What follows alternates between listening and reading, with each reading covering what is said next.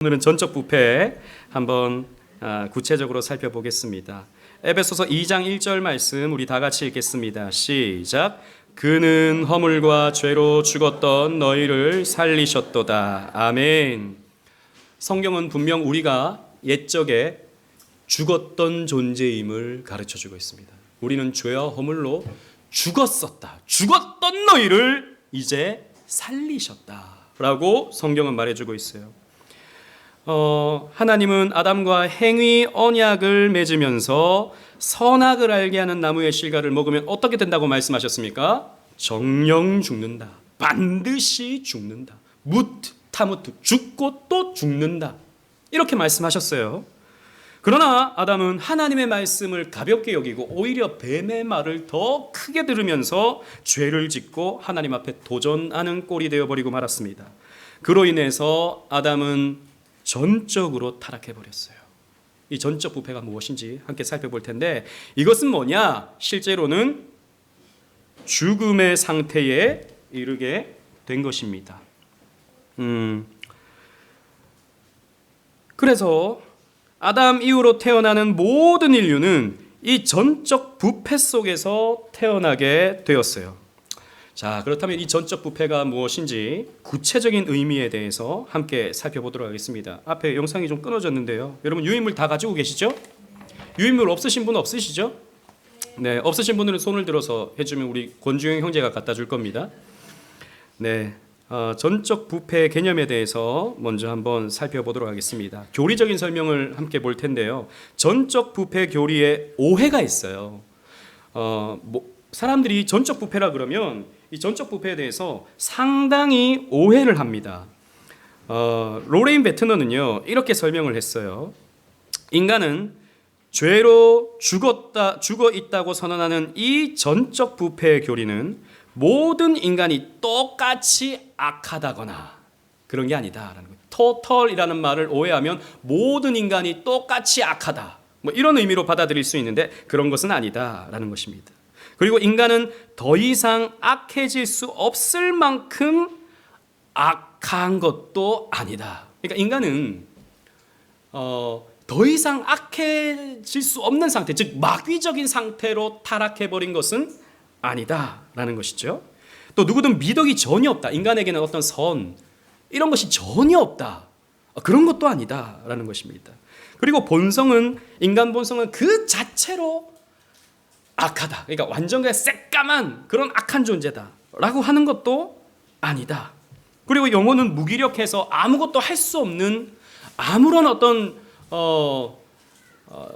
그런 할 수 없는 그런 존재, 무기력한 존재가 아니다라는 것입니다. 그리고 더더욱이 몸이 죽은 것은 아니다라는 거예요.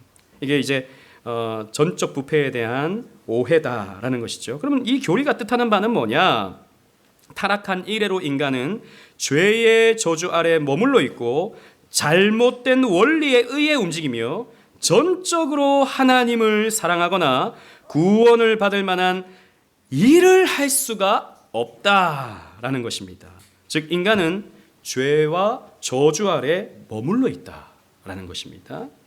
그리고 그 죄와 저주 안에 머물러 있기 때문에 아무리 그 안에서 선을 행하고 아무리 그 안에서 착한 말을 하고 행동을 한다 하더라도 여전히 죄로 오염되어 있다라는 거예요.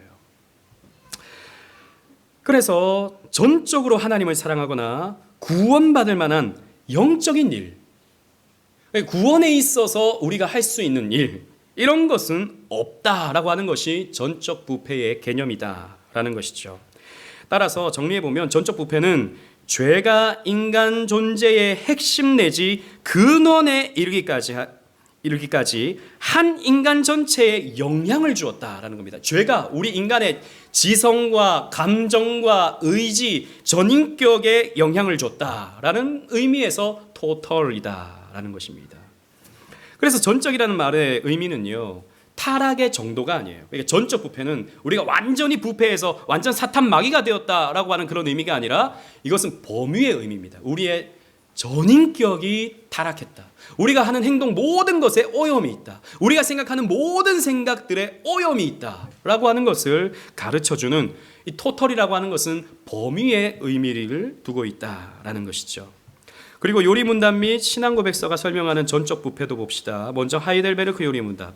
지난주에 우리가 봤던 것처럼 코른헤르트라고 하는 사람은 이 하이델베르크 요리문답을 보면서 반감을 가지기 시작했어요.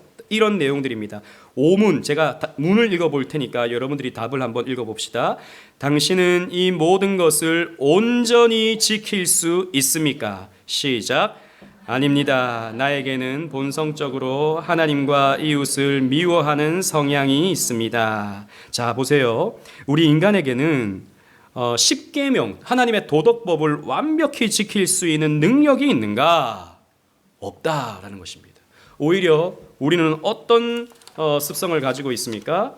하나님과 이웃을 미워하는 성향이 우리에게 있다라는 거예요.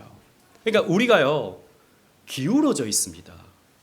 그러니까 우리가 나름 하나님의 의와 하나님의 진리를 사랑하는 것 같지만 그거는 우리가 거듭났기 때문에 그게 가능한 것이지, 인간은 본성적으로 죄에 기울어져 있는 성향을 갖고 있어요. 실제로 지금 구원받은 우리도 죄에 기울어져 있는 성향을 가지고 있어요. 그걸 여러분들은 삶 속에서 이런저런 모습을 통해서 발견할 수 있을 것입니다.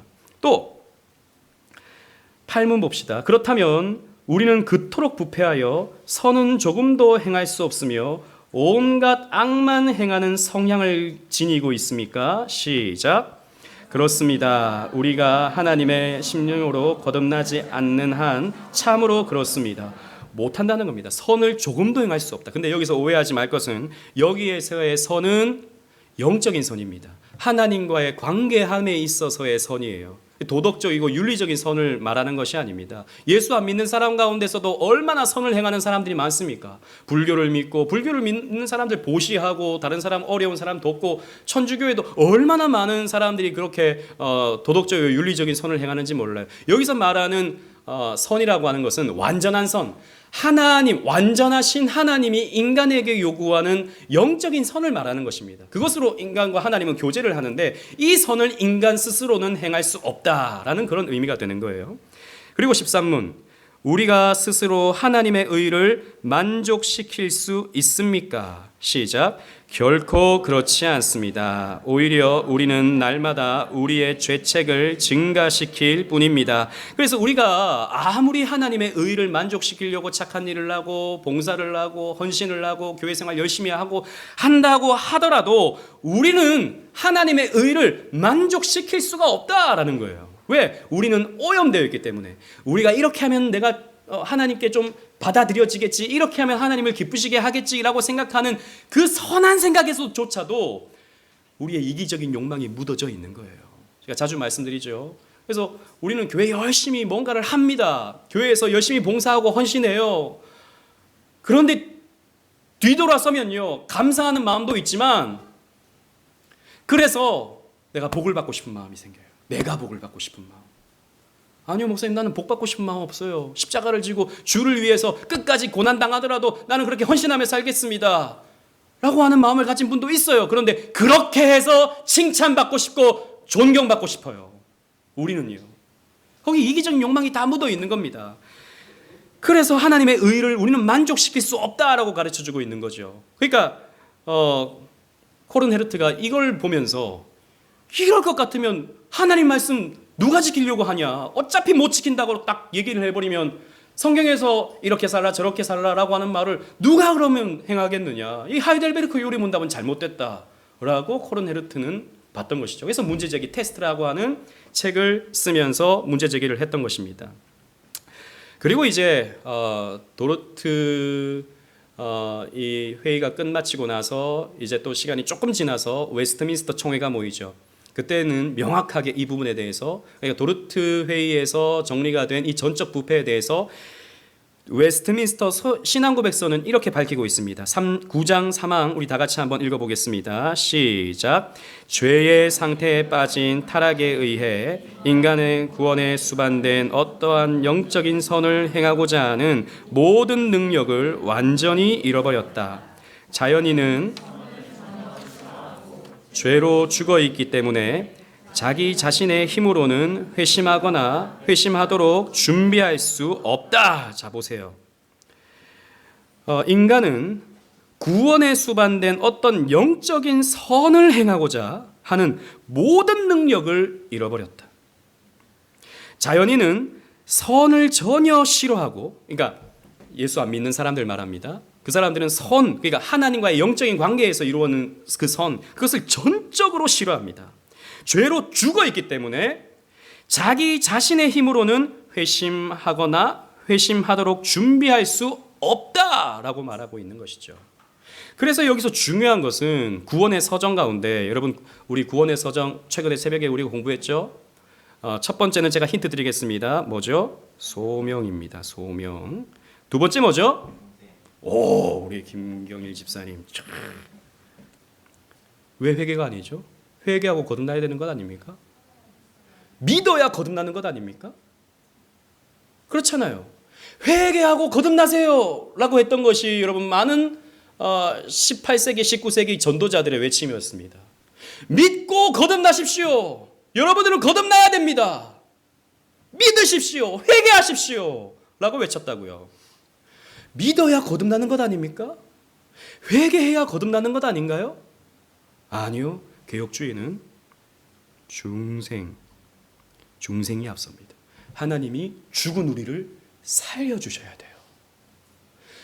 살려주셔야 영적인 생각을 할 수 있고, 영적인 판단을 할 수 있고, 영적인 선을 향해서 조금 나갈 수 있는 것입니다. 거듭나야 되는 거예요. 그 다음에 뭐죠? 그렇죠. 소중회. 잘하시네요. 소중해 미친 양. 누가 가르쳐줬어요? 성견형이 가르쳐줬어요. 소중해요. 뭐가 소중해? 미친 양이 소중해. 제가 예전에 신학교 다닐 때 이렇게 연상법으로 외웠다고요. 누가 가르쳐줬어? 성견형이 가르쳐줬어. 이건 사실 안 맞는 말인데 저 스스로 그냥 이렇게 만든 거예요. 회개. 그 다음에 믿음이에요. 우리의 구원의 서정은 이런 방향으로 나갑니다. 중생이 앞서는 거예요. 하나님이 우리를 부르시면 우리가 중생합니다. 거듭나요. 그래서 여기서 보십시오. 자기 자신의 힘으로는 회심할 수 있습니까? 없습니까? 없어요. 회심하도록 준비할 수 있습니까? 없습니까? 없어요. 그래서 최근에 회심 준비론이라고 하는 문제가 대두가 되고 있는 거예요. 조엘 비키 목사님이 회심을 준비해야 된다. 물론 그분의 말은 이런 구원의 서정을 거스르는 그런 말이 아닙니다. 개혁주의 신학자거든요. 조엘 비키 목사님은. 하지만 우리가 회심을 하기 위해서 나름 우리가 할 수 있는 것은 해야 된다라고 보는 것이었어요. 그러니까 평소에 말씀을 가까이 하고 기도하고 또 말씀이 있는 자리에 참여를 하고 이런 것을 할 수 있어야 된다라고 얘기했던 거죠. 그런 부분에서 회심 준비론을 얘기했는데 아까 우리 그 방정환 집사님 말했잖아요. 나는 유기했으니까 그러면 나는 하나님 사랑 안 받아도 되겠네. 이게 아니고, 그죠? 우리는 하나님의 사랑을 받기 위해서 하나님 앞에 나가야 할 책무가 있어요. 그건 인간의 책무예요. 그러나 그렇게 나간다고 해서 회심이 됩니까? 그렇게 나간다고 해서 거듭날 수 있습니까? 그건 아니다라는 겁니다. 전적인 하나님의 그 거듭나게 하시는 은혜가 있어야 우리는 회심할 수 있는 거예요. 그래서 사실 그 조엘 비키 목사님의 주장은 제가 나중에 한번 설명드리겠습니다. 충분히 이해할 수 있는 부분이에요. 그리고 회심 준비를 누가 하냐 하면 인간이 하는 게 아니라 하나님이 하신다라고 보는 게 조엘 비키 목사님의 주장이에요. 인간이 회심을 준비하는 게 아니고 우리는 죽었어요. 회심을 준비할 수 없어요. 그래서 인간의 부패 상태에 대해서 우리 한번 구체적으로 한번 살펴보겠습니다. 인간은 어떤 존재인가? 인간에 대한 크게 세 가지의 견해가 있어요. 첫 번째는 낙관적인 견해입니다. 즉 인간은 선한 존재다라는 것이죠. 그래서 올바르게 판단할 수 있고 결정할 수 있는 능력이 있다. 그래서 인간이 그냥 죽었다, 스스로 회심할 수 없다 그러면 나는 나 스스로 할 수 없어요. 나는 가만히 있을 거예요. 그럼 하나님이 나를 회심할 때까지 기다리겠어요. 이렇게 생각할 수 있는 오해가 생기니까 이 이 전적 부패를 반대하는 사람들은 뭐라고 그랬냐면 이런 전적 부패를 주장하면 안 된다. 우리는 자연인이다. 자연인. 이렇게도 선택할 수 있고 저렇게도 선택할 수 있는, 하나님을 선택할 수도 있고 악을 선택할 수 있는 객관적인 존재다. 그래서 인간은 자기의 자유의지를 가지고 선을 선택해야 된다. 하나님을 선택해야 된다. 라고 주장하는 사람들이 있었습니다. 인간은 그러니까 긍정적인 존재죠. 인간은 긍정적인 존재. 선을 선택할 수 있는 긍정적인 존재. 초대교회의 펠라기우스가 딱 이런 주장을 했습니다. 인간의 원죄 따위는 없다. 인간은 얼마든지 자기 의지를 가지고 선을 행할 수 있다. 선을 행해라. 선을 행해라. 뭐 하나님 은혜가 있어야 선을 행할 수 있다. 그딴 소리 하지 마라. 선을 행해라. 그게 우리 의무다. 이렇게 펠라기우스는 주장을 했던 것이죠. 그래서 인간 스스로 하나님을 선택하거나 거부하는 이 여부를 통해서 구원과 심판이 결정된다고. 그러니까 인간이 구원의 주체가 되는 거예요. 펠라기우스에게 있어서는. 인간이 구원을 결정하는 거예요. 자, 두 번째 견해. 현실주의자들의 견해입니다. 현대 복음주의자들의 견해인데요. 인간은 치명적인 병에 들었다. 치명적인 병이 죄라고 하는 병에 걸렸다라는 것입니다. 그래서 치료가 필요해요. 그러나 아직 다 죽진 않았어요. 장례가 필요하진 않습니다. 죽어가고 있어요. 그래서 인간이 직면하고 있는 전쟁, 질병, 기아, 자연적 재해 이런 것들이 여전히 이렇게 인간의 죄로 말미암아 번성하고 있는 것을 볼 때 인간에게는 심각한 문제가 있다. 그래서 인간은 하나님께 나아가 도움을 구해야 한다. 이게 여러분 딱 알미니안주의입니다. 펠라기우스는 원죄 자체를 그냥 부정해버렸지만 알미니우스는 원죄를 부정하진 않았어요. 그 원죄가 뭐예요? 치명적인 병. 인간은 치명적인 병에 걸렸기 때문에 의사를 빨리 찾아가야 된다. 의사에게 처방전을 받아야 된다. 이게 알미니안주의입니다. 개혁주의는 무엇입니까? 인간에 대한 개념. 바울의 표현대로 아까 우리가 봤던 것처럼 죄와 허물로 어떻게 되었다? 죽었다라는 거예요. 죄와 허물로 죽었다. 하나님과의 관계적인 면에서 죽은 겁니다. 죽었다라는 거예요. 다르게 표현하면 죄인이다라는 겁니다. 여러분, 인간은 죄인이죠. 태어날 때는 깨끗했는데 시간이 지나면서 죄인이 되는 겁니까? 아니죠. 태어날 때부터 죄인입니다. 저는 그걸 아이들 키우면서 많이 봤어요. 태어나면서부터 얼마나 이기적인지. 엄마는 저는 또 이런 말 하면 별로 걱정도 안 해놓고는 왜 그러냐 그러는데 엄마가 피곤해도 쭈쭈 달라고 난립니다. 쭈쭈를 내놔라. 난 당장 배가 고프다. 피곤하든지 말든지 난 상관 안 한다. 이기적이에요. 가르쳐주지도 않았는데 우리 애들만 그런 건 아닙니다. 거짓말합니다. 거짓말이에요. 가르쳐주지도 않았는데. 그리고 둘만 붙여놓고 있으면 싸워요. 더 많이 먹겠다고. 숨겨놓고 막 나중에 먹겠다고. 죄인이에요. 저는 우리 교회 아이들 보면 진짜 천사 같아요. 얼마나 이쁜지, 얼마나 사랑스러운지.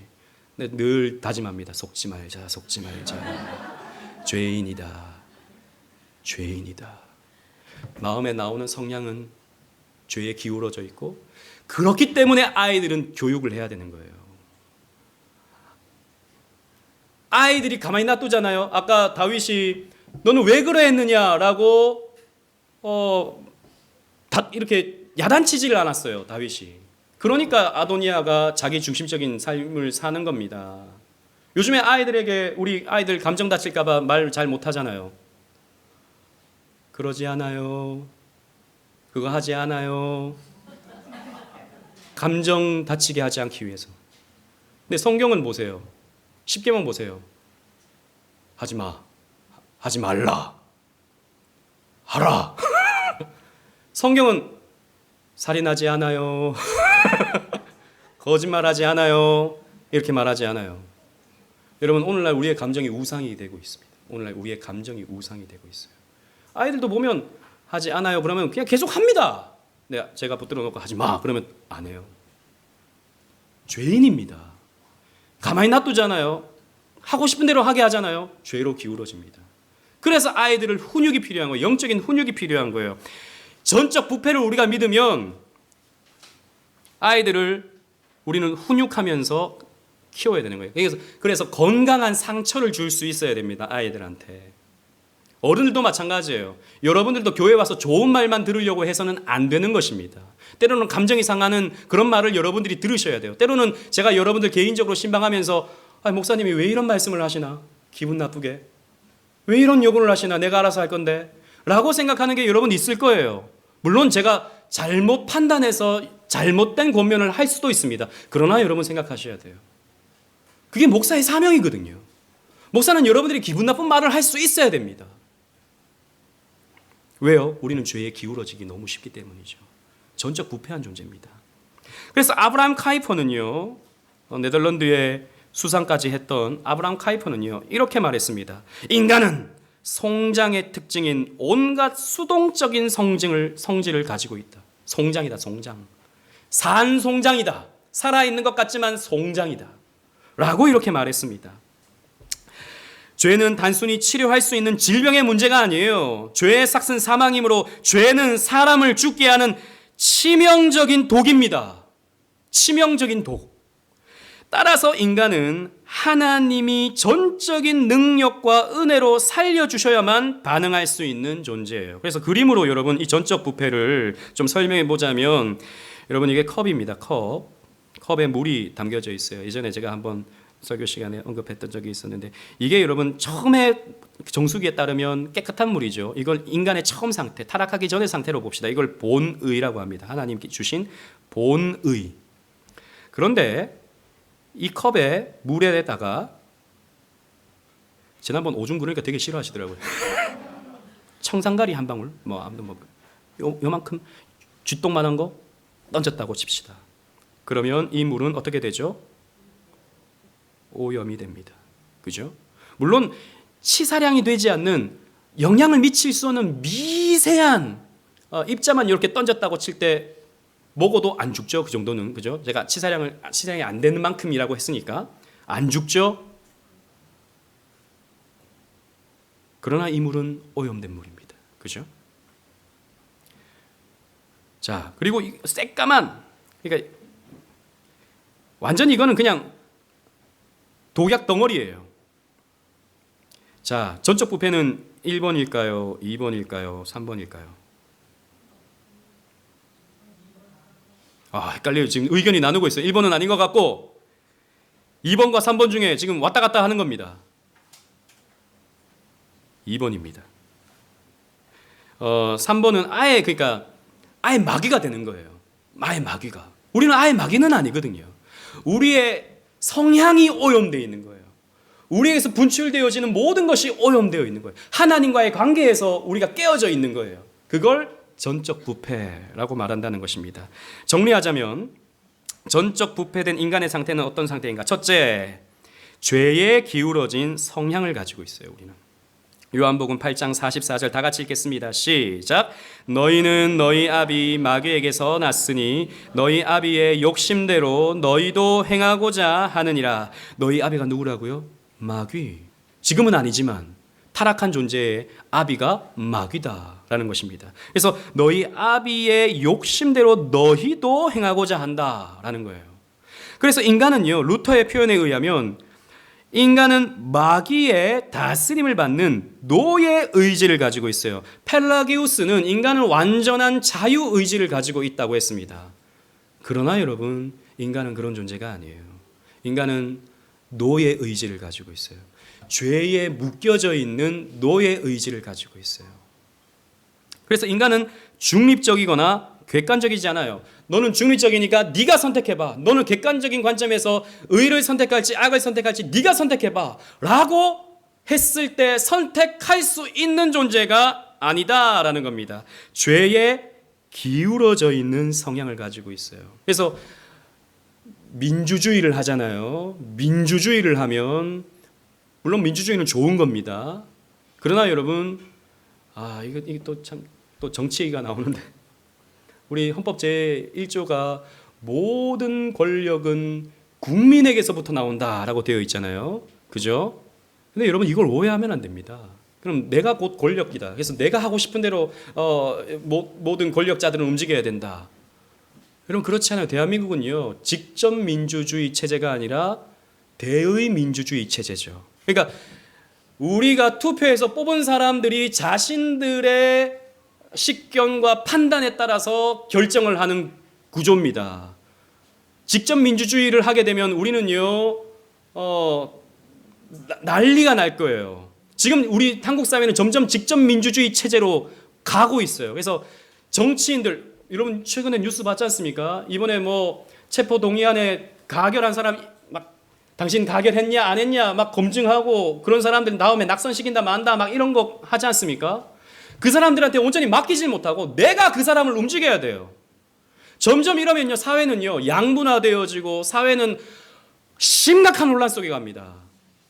물론 권력은 국민에게서 나오죠. 국민이 투표를 통해서 선출한 자들을 통해서 나오기 때문입니다.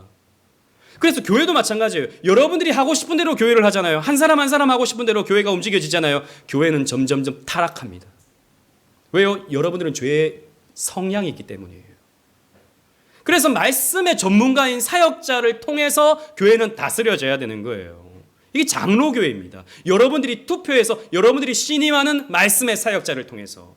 그래서 교회의 주인은 목사가 아닙니다. 교회의 주인은 여러분도 아니에요. 교회의 주인은 하나님이십니다. 이 장로교회를 요즘 사람들은 무슨 교회개혁 실천연대 뭐 이렇게 해가지고 목사를 뭐 3년마다 재신임하니 6년마다 재신임 어떤 큰 교회가 그렇게 하니까 전부 다 막 따라하고 있어요. 6년을 못 넘겨요 목사님이. 그런 교회들은. 왜요? 여러분들 3년 지나면요 제 설교가 그저 그래 하게 들립니다. 6년 지나잖아요. 더 이상 들을 게 없다. 옮기자. 이렇게 돼요. 실제로 그렇습니다. 아우구스티누스는 이렇게 말했어요. 초대교부죠. 죄 짓지 않을 수 없다. 인간은 죄 짓지 않을 수 없다. 우리 라틴어 한번 따라해 볼까요? Non posse, non peccare. 와, 유식한 말 한번 배웁니다. 죄 짓지 않을 수 없다. Non posse, non peccare. 유명한 말이기 때문에 한번 넣어봤습니다. 둘째, 인간은요 하나님을 마음에 두기 싫어합니다. 이걸 어디서 알 수 있냐? 우리 교회 예배당에 보면 알 수 있어요. 우리 교회 예배당. 지금은 사람들이 많으니까 이렇게 균등하게 앉아 있죠. 그런데 평소에도 보면 양가 쪽으로 가득 앉고요.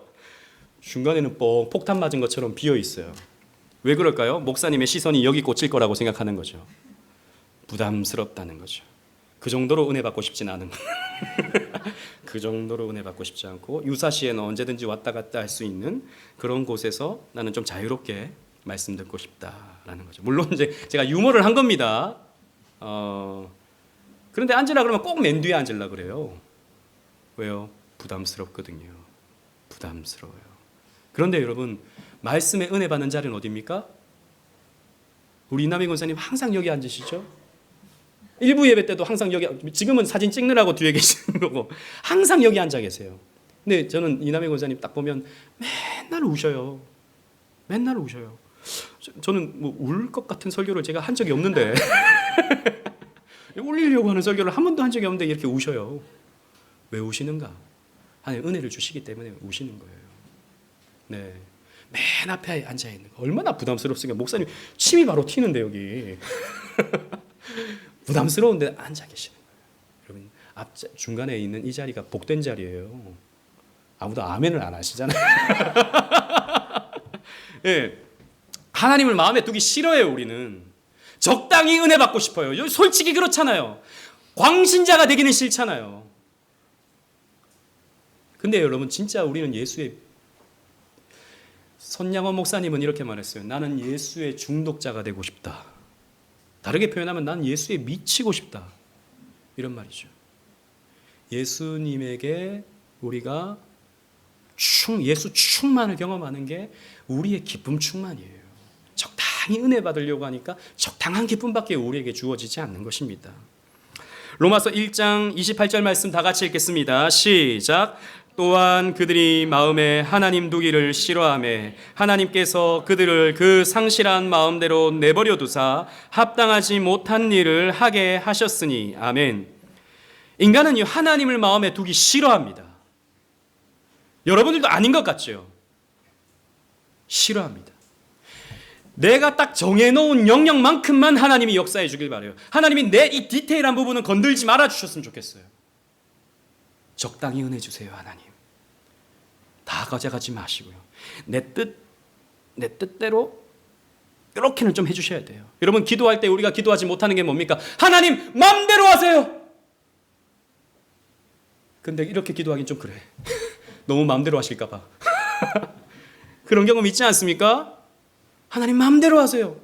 근데 너무 마음대로 하지 마시고요. 우리 인간이 그렇다는 것입니다. 그래서 우리는요, 복음을 거부하고 하나님의 말씀을 우습게 여깁니다. 이 세상 사람들은 더하죠. 세상 사람들은 완전 이 부분에 있어서 절대적입니다. 그리고 하나님이 아닌 온갖 세상의 헛된 것들로 자신의 공허함을 채우려고 합니다. 하나님이 아닌 다른 것들로 계속해서 채워가죠. 정치가 되었든 아니면 뭐 엔터테인먼트가 되었든 사람이 되었든 그런 걸로 하나님이 아닌 다른 것들로 자신의 마음을 성공으로 채우려고 하고 자신의 공허함을 채우려고 합니다. 인간의 어리석은 했음이죠. 셋째, 스스로 하나님을 믿을 수 없습니다. 요한복음 6장 44절 말씀 우리 다 같이 읽겠습니다. 시작. 나를 보내신 아버지께서 이끌지 아니하시면 아무도 내게 올 수 없으니 오는 그를 내가 마지막 날에 다시 살리리라. 아멘. 자, 보세요. 나를 보내신 아버지께서 이끌지 아니하면 아무도 예수님께 올 수가 없다라는 거예요. 죽은 자는 반응할 수 없기 때문입니다. 아까 우리는 송장의 성향을 가지고 있다라고 아브라함 카이퍼가 얘기했지 않습니까? 죽은 자는 반응할 수 없어요. 하나님께서 다시 살게 하시는 은혜를 베풀어 주셔야 인간은 살아나서 하나님께 나아갈 수 있고 믿을 수 있으며 깨달을 수 있고 하나님을 참되게 예배할 수가 있는 것입니다. 따라서 중생하기 이전 타락한 상태에서 인간은요, 회개할 수 없고 믿을 수 없어요. 그래서 17세기, 18세기에 일어났던 메로우 논쟁, 사실 메로우 논쟁이 이 논쟁이었거든요. 회개가 먼저냐, 중생이 먼저냐. 뭐가 먼저입니까? 중생이 먼저다라는 것입니다. 전적 부패의 개념을 알면 우리는 이 부분에 대해서 답을 할 수 있는 것이죠. 자, 전적 부패에 대한 반론에 대한 대답을 봅시다. 그러니까 이걸 받아들이지 못하는 사람들의 반론입니다. 인간이 전적으로 부패했다면 인간이 행하는 선은 무엇인가? 라는 거예요. 당연히 타락한 인간도 선을 행할 수 있어요. 하지만 그것은 상대적인 선입니다. 다른 사람들보다 조금 더 나은 선, 도덕적이고 윤리적인 선일 뿐이죠. 하지만 절대적인 선, 하나님과 관계가 있는 이 선을 타락한 인간은 행할 수 없다라는 거예요. 그러니까 예수 믿기 전입니다. 이 절대적인 선을 행할 수 없다. 그리고 예수 믿는 우리도 절대적인 선을 행할 수 없어요. 아까 우리 하이델베르크 요리문답을 봤던 것처럼 여러분, 우리가 십계명을 완벽하게 지킬 수 있습니까? 매주 우리 십계명을 낭독하고 우리는 매주마다 회개해야 돼요. 왜? 매주 못 지키니까. 절대적인 선은 하나님의 말씀을 완벽하게 지키는 것입니다. 그것을 인간은 할 수 없다라는 거예요. 로마서 14장 23절 다 같이 읽겠습니다. 시작. 믿음을 따라 하지 아니하는 것은 다 죄니라. 아멘. 자, 보세요. 믿음을 따라 행하지 않는 것은 다 죄다. 그러니까 아무리 불신자들이 착한 일을 많이 하고 이웃을 돕고 자신의 어떤 재산을 그런 구호단체에 기부를 하고 그래도 믿음으로 하지 않은 것이면 다 죄다라는 거예요. 그래서 하나님은 우리의 선행을 카운트해서 구원해 주지 않는 것입니다. 우리는 그러면 무엇으로, 어떤 의로 우리는 구원받을 수 있는 것입니까? 그리스도의 의로. 예수님께서 우리 대신 다 율법을 지켜주셨거든요. 예수님께서 우리 대신 선한 일들을 다 완벽하게 이루어 주셨거든요. 그래서 우리는 예수 그리스도의 의로 구원받는 것이지 우리의 의로 구원받는 것이 아니다라는 거예요. 우리는 할 수 없다라는 것입니다. 자, 그리고 인간이 스스로 하나님을 믿지 못하는데 왜 믿으라고 전도하는가? 그렇잖아요. 못 믿는다면서요, 우리 스스로. 그런데 목사님은 맨날 믿으세요, 믿으셔야 됩니다, 밖에 나가서도 예수 믿으세요. 우리는 왜 전도합니까? 여러분, 복음을 설명하고 믿으라고 권면할 때 성령의 역사로 거듭나 회개하고 믿을 수 있기 때문이에요. 중생은 어떻게 발생하는가? 그러면 중생은 어떻게 이루어지는가? 자연스럽게 가만히 있으면 어느 순간 중생이 되는가? 그런 것이 아니에요. 복음을 전하고 그 복음이 그 사람 귀에 들려지는 그 순간 중생이 일어날 수도 있고 아니 일어날 수도 있는 것입니다. 근데 일어나게 되는 것이 무엇입니까? 은혜가 되는 것이죠. 그래서 중생은 말씀과 함께 가는 거예요. 스스로 중생하는 것 없습니다. 말씀이 선포되어져서 하나님이 우리를 소명하실 때, 믿으세요라고 할 때 여러분들에게는 중생의 역사가 일어나면서 믿게 되는 것입니다. 그래서 우리는요, 전적 부패 교리는 전도의 동력을 잃게 만드는 교리가 아니라, 어차피 전도해봤자 거듭나지 않으면 못 믿어요, 할 필요가 없습니다 라고 하는 게 아니라, 오히려 우리는요, 이 전적 부패 교리를 믿으면 더욱 열심히 전도해야 된다라고 하는 사실을 깨닫게 돼요. 왜? 중생이 전도를 통해서 이루어지기 때문에. 고린도전서 1장 21절 말씀 우리 다 같이 한번 읽겠습니다. 시작. 하나님의 지혜에 있어서는 이 세상이 자기 지혜로 하나님을 알지 못하므로 하나님께서 전도에 미련한 것으로 믿는 자들을 구원하시기를 기뻐하셨도다. 아멘. 보세요. 스스로는 거듭날 수 없기 때문에, 스스로는 구원에 이를 수 없기 때문에 전도의 미련한 방법으로, 미련해 보이는 이 전도, 예수 믿으세요? 누가 믿겠습니까? 너나 믿으라 하는 이 세대인데요. 그런데 전도라고 하는 이 미련한 방법을 통해서, 말씀을 전하는 이 미련한 방법을 통해서 하나님은 믿는 자들을 거듭나게 하시고 믿는 자들에게 구원을 주셔서 영광을 받으시는 거예요. 그래서 우리는 마땅히 전도해야 되는 것입니다. 그리고 세 번째로, 전적 부패 교리는 인간을 너무 비하하는 게 아닌가. 우리가 그렇게 인간이 무슨 뭐 부패한 존재, 이렇게 노래는, 세상 노래는 사람이 꽃보다 아름답다고 말하는데 왜 인간을 이렇게 비하합니까? 막 부패한 존재라고, 송장이라고 아까 어떤 목사님은 이렇게 말하고, 왜 이렇게 인간을 비하합니까? 라고 말하는데요. 여러분 잘 보세요. 그럼 인간이 존엄하다는 생각은 어디서 온 거죠? 인간이 왜 존엄합니까? 그것도 마찬가지로 성경에서 나온 생각이에요. 인간이 존엄하다고 하는 것은 하나님의 형상이기 때문에 존엄한 거예요. 왜 사람은 죽이면 안 되고 왜 돼지는 죽여도 됩니까? 인간은 하나님의 형상이기 때문이에요. 돼지는 하나님의 형상이 아니에요. 그래서 삼겹살 구워 먹고 할 수 있는 거죠.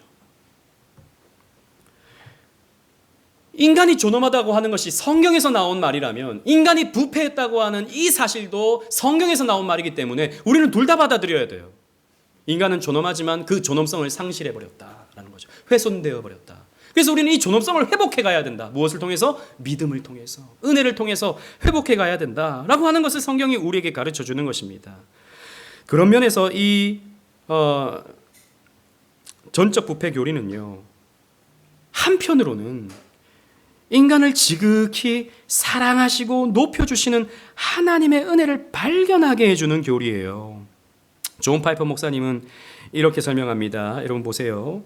우리의 병이 얼마나 중한지 알면 명의이신 하나님의 위대하심에 더욱 놀라게 된다. 우리의 반항이 얼마나 뿌리 깊은지를 알면 그런 우리를 향한 하나님의 끝없는 은혜와 인내에 경탄하게 된다. 우리의 타락을 온전히 알면 그것이 하나님을 예배하는 방식과 다른 사람들, 특히 원수를 대하는 방식에 깊고도 놀라운 영향을 미친다라는 거예요. 우리가 전적으로 부패한 존재다라고 하는 사실을 알면 이런 나를 사랑해 주시는 하나님의 은혜가 얼마나 놀라운지 더 크게 깨닫게 된다는 거예요. 그런데 내가 그냥 적당히 그냥 병들어 있는 정도라면, 감기 정도 걸려 있는 거라면, 여러분 감기 걸렸어요. 약간 콜록콜록합니다. 병원에 갔어요. 의사 선생님이 처방전을 줍니다. 너무 감사해요. 이 은혜를 어떻게 보답할까요? 이렇게 할 사람 없죠.